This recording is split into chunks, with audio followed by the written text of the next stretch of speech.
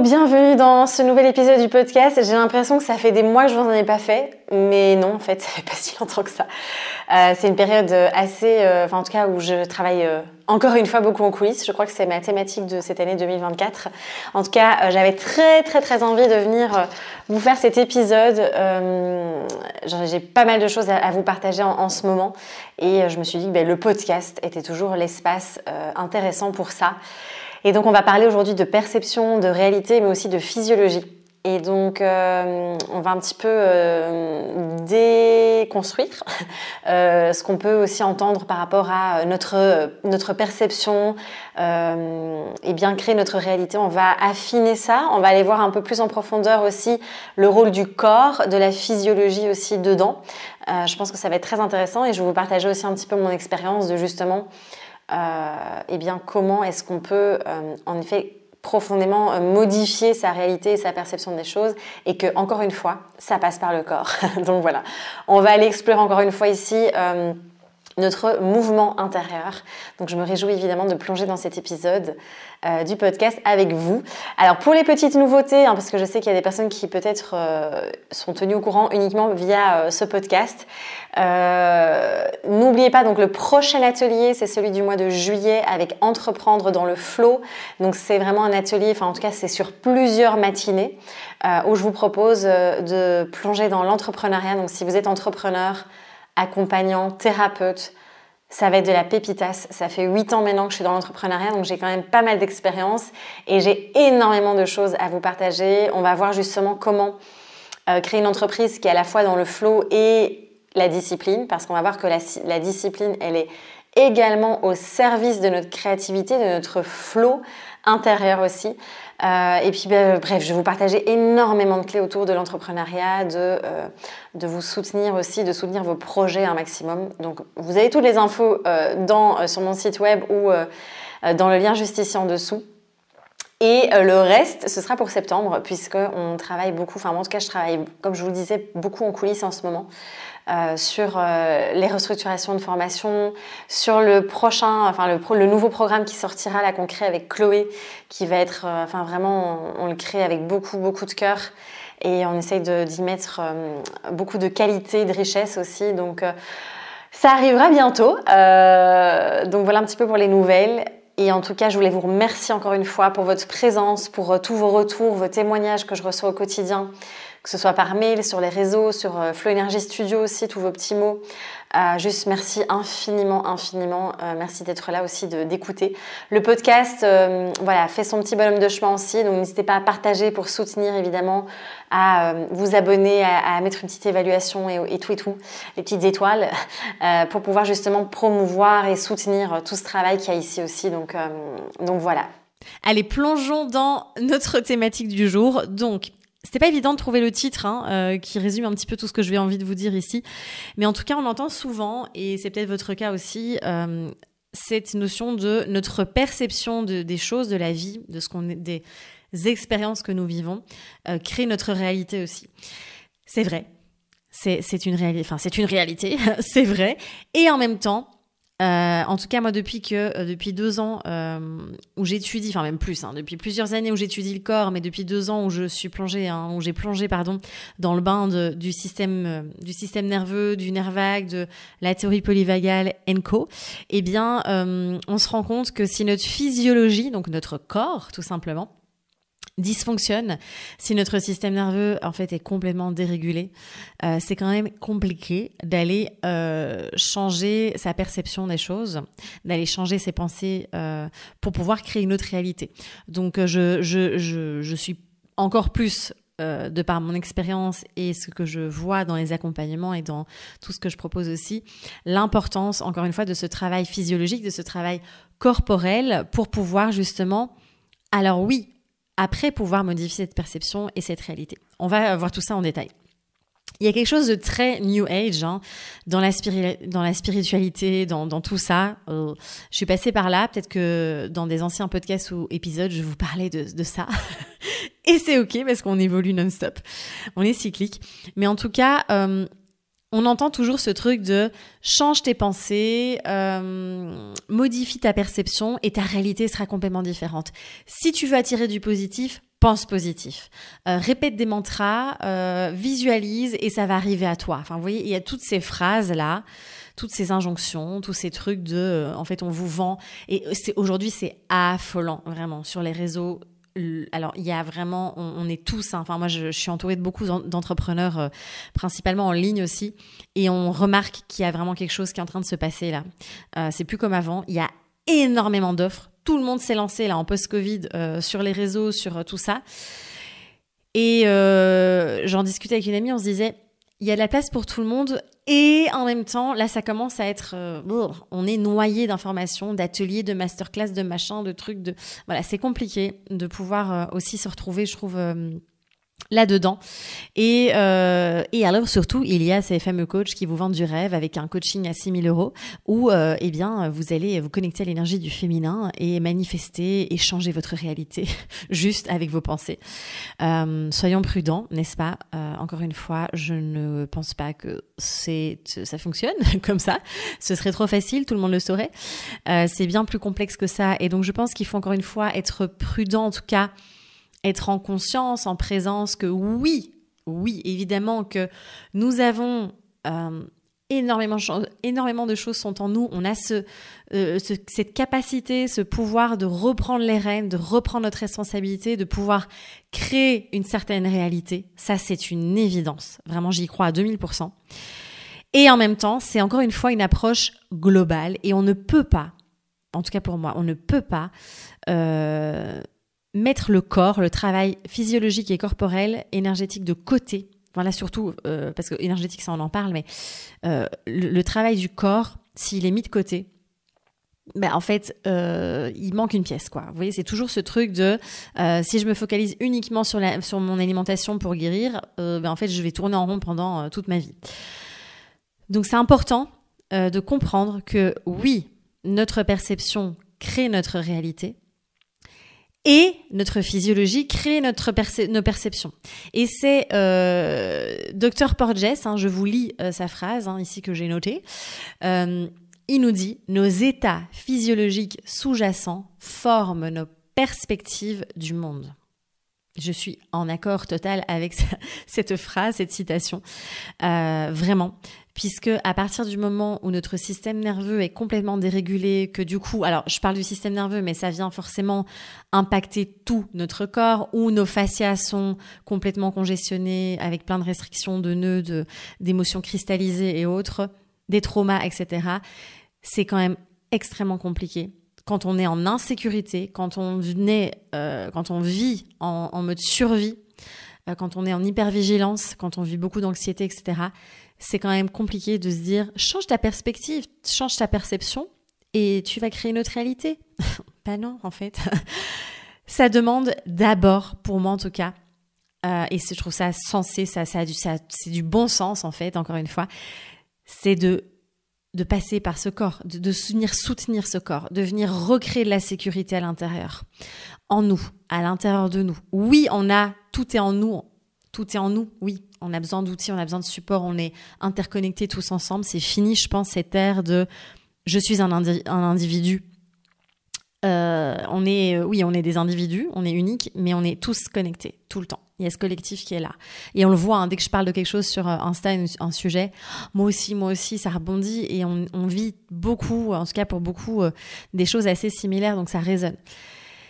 Et donc ce travail, en tout cas c'est accéder à ce changement de perspective et de perception pour changer cette réalité, elle est valable si on arrive en tout cas, quand on recrée cette sécurité intérieure, quand on vient réinstaurer une connexion au corps, qu'on vient réguler du coup ce système nerveux qui vient forcément impacter notre système immunitaire, notre système digestif, notre système hormonal, tout est évidemment lié. Et donc pour moi, c'est hyper, méga important de prendre ça en compte. Et on ne peut pas juste être là dans les airs, dans la partie astrale de les énergies, juste je change mes pensées et voilà. Et d'ailleurs, c'est très compliqué. Quelqu'un qui est complètement, et je vous le dis par expérience déjà, mais quelqu'un qui est complètement dérégulé, qui vit en hypervigilance, dans la peur et dans le stress constamment, de lui dire de penser positivement, c'est hyper compliqué. Puisque justement, il est dans un état d'urgence constant, en train de se dire qu'est-ce qui va m'arriver. Tout est danger en fait pour le système nerveux. Et on reparle, j'en ai parlé dans l'atelier que j'ai donné autour du nerf vague. Il y a cette fameuse neuroception, j'en parle aussi dans le corps et l'énergie, dans cette formation. Il y a cette neuroception, donc notre système nerveux, il a une espèce d'outil, un système d'alerte qui agit avant nous en fait. Donc il va capter plein de choses dans notre environnement ou à l'intérieur de notre corps avant même, donc c'est vraiment cet échange et cet échange avec les autres et l'environnement, avant même que nous consciemment on se soit rendu compte de quoi que ce soit. Donc ce système nerveux, pour moi, c'est vraiment une clé fondamentale de pouvoir venir, en tout cas, j'aime pas trop le mot réguler, je l'utilise parce que je pense qu'il parle le plus, mais de remettre de la souplesse, moi j'aime bien ce mot, pour pouvoir justement, parce qu'on ne peut pas être tout le temps régulé, tout le temps être en ventral, c'est pas possible. On n'est pas là pour être tout le temps zen et calme, on est là pour vivre du mouvement, d'accord, pour être dans du mouvement, pour vivre différentes sensations, différentes émotions, et en fait... l'idée, c'est de retrouver une souplesse, comme je vous en ai déjà parlé dans d'autres épisodes, je ne vais pas m'attarder là-dessus, mais de retrouver une capacité à valser d'un état à l'autre. C'est ça qu'on cherche en fait, c'est vraiment ce qu'on cherche. Et donc, à partir du moment où on retrouve cette régulation, où on vient en tout cas retrouver cette capacité aussi à revenir facilement dans le ventral, donc dans cet état de digestion, de repos, d'engagement social, eh bien alors on a plus de capacité puisqu'on a recréé de la sécurité dans le corps aussi. On a alors cette possibilité d'aller toucher, d'aller en tout cas changer notre perception, de pouvoir voir les choses différemment. Et une fois qu'on voit les choses différemment, on va pouvoir prendre des décisions différentes, on va forcément attirer autre chose, on va attirer d'autres choses à nous. La vie va nous proposer ce dont... En fait, moi j'aime bien voir ça comme ça. La vie, elle va toujours nous proposer ce dont on est capable, en fait, ce qu'on est capable d'assumer, en tout cas de processer et de faire et de créer et d'être au bon moment. Elle va pas nous envoyer, par exemple, je sais pas, quelqu'un lance un projet et dit ouais, moi j'aimerais trop, je sais pas, que ça passe à la télé pour que je diffuse mon projet, etc. Peut-être qu'on n'a pas du tout les épaules pour assumer comment dire, cette possibilité-là aujourd'hui et que peut-être ce sera dans 5 ans. Vous voyez, c'est une idée que je vous donne, c'est un exemple, mais je pense que tout vient au moment où c'est OK. Et c'est hyper intéressant de voir qu'à partir du moment où on fait ce chemin, où on revient dans le corps, on vient se reconnecter en profondeur à son corps, on fait tout ce travail de sensation, de retour aux sensations, ce travail somatique, ce retour à soi profondément, et du coup de redonner, en tout cas réoffrir cette souplesse au système nerveux, eh bien on accède vraiment à des choses auxquelles on n'avait pas accès avant. Où en fait c'était juste pas possible pour nous de le voir ou de le recevoir aussi. Et je trouve ça absolument fascinant. Donc à partir du moment où on sort un petit peu de cet état constant de survie, d'hypervigilance et tout, notre énergie elle va forcément changer. Notre énergie, au lieu d'être tournée vers la survie, donc même au niveau cellulaire, les mitochondries, enfin voilà, tout ce mode de fonctionnement-là ne va plus créer l'énergie vers nous pour survivre et donc du coup faire en sorte que notre corps puisse tenir bon, vous voyez. Et du coup, ça pompe une énergie colossale au niveau cellulaire, d'où la fatigue chronique, etc. Quand on vient à réguler petit à petit, eh bien, cette énergie, elle va être au service de la vie. Au service de ce qu'on désire vraiment, de ce qu'on désire vraiment créer et où est-ce que la vie va nous amener aussi et où nous avons envie d'aller, évidemment. On est responsable et on a le libre arbitre. Bon, ça, c'est un autre débat. Et c'est fascinant, je trouve, à partir de ce moment-là, du coup, d'avoir cette disponibilité d'énergie va nous permettre de pouvoir aller créer, du coup, une autre réalité.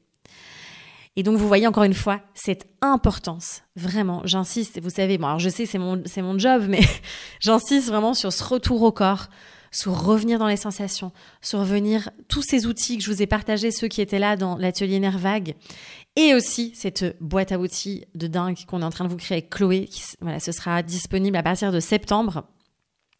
Ça va être notre intention, c'est de vraiment créer des outils, des pratiques, de vous conscientiser sur notre physiologie, justement, comment fonctionne notre corps, pour que vous ayez ces outils qui vont vous accompagner à vie. Moi, c'est vraiment tous les outils que je vous partage aujourd'hui, c'est incorporé dans ma vie comme me brosser les dents, quoi. Donc voilà, et c'est vraiment cette intention que j'ai envie de vous, en tout cas, qu'on a envie de vous partager.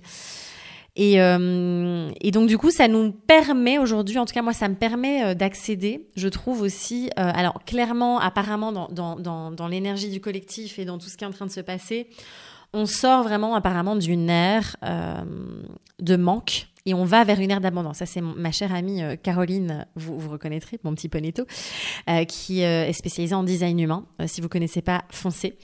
Et voilà, c'est aussi dans ces énergies-là, on parle de ça et on va vraiment vers une autre manière aussi d'appréhender la vie. Et on a été très fort dans le manque, c'est pas assez, vous voyez, toute cette dynamique-là.